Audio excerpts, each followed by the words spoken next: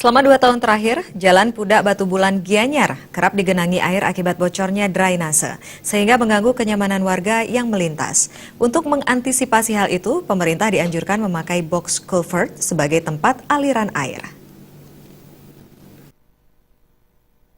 Berdasarkan pengamatan, air terus mengenangi jalan ini dan mengganggu kenyamanan aktivitas warga.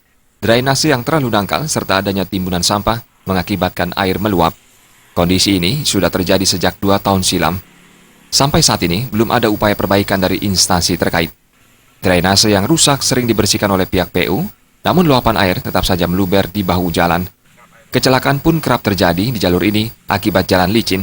Pengamat sosial Madeda Huijana mengatakan, drainase ini bisa diganti dengan box culvert.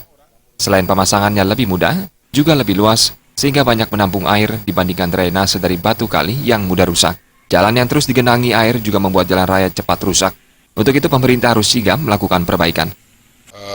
Drainase atau got itu dibuat lebar, tapi dengan menggunakan box culvert itu, sehingga di atas bisa digunakan. Gitu.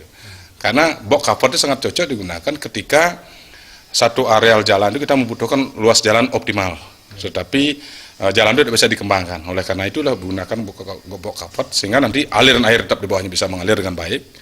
Daripada sekarang misalnya itu adalah tidak karena dengan pasangan batu kali misalnya itu digunakan itu mempersempit